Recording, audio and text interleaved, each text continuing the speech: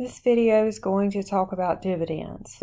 Here is a share of stock. This represents ownership of our business, and this represents a check. If we wish to pay dividends, we are going to share some of our net income or profits. We would write a check to our investors in the amount of dividends that they receive. So we have three important dates for dividends. The first is the date of declaration.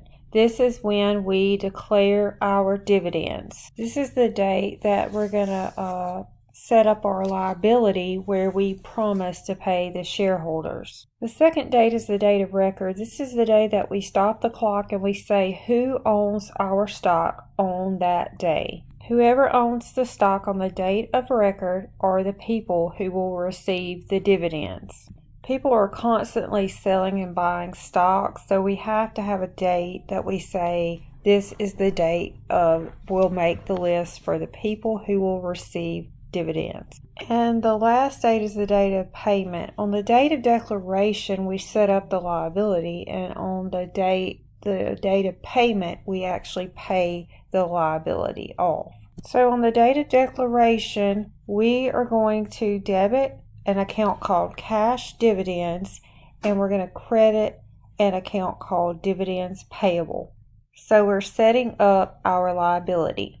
Let's say the dividend is for $100,000. On the second date, the date of record, there is no journal entry. This just simply tells us who is going to receive the dividends, who are the owners on this particular date.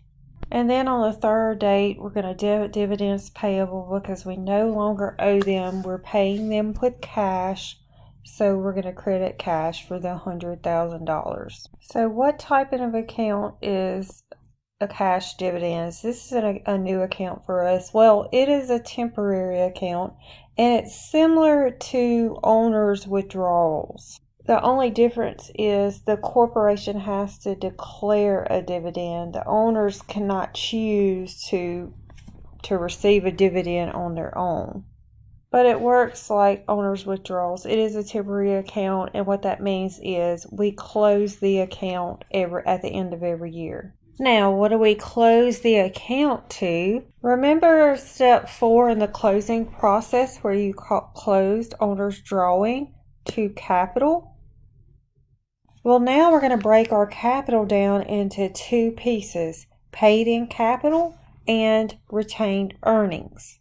Well, we're going to close cash dividends to retained earnings because retained earnings are everything we earned less what we distributed. Because here we are distributing some of our earnings, so that's where we will take it out at. Let me show you how that entry would look. So the entry to close cash dividends would look like this: a debit to retained earnings and a credit to cash dividends to close cash dividends at the end of the period. The reason I'm bringing up this closing entry is because I want you to see the effect that cash dividends has on retained earnings. So retained earnings has a normal credit balance, which means it goes up with the credit. So if I debit retained earnings, I am reducing retained earnings. So what that means is when I distribute dividends to the stockholders, I am reducing the amount of retained earnings, which is exactly what I should be doing because I'm giving some away of my earnings that have been retained in the business. In another video, I will show you how to issue stock dividends. Keep in mind that this has to do with cash dividends. Let me know if you have any questions.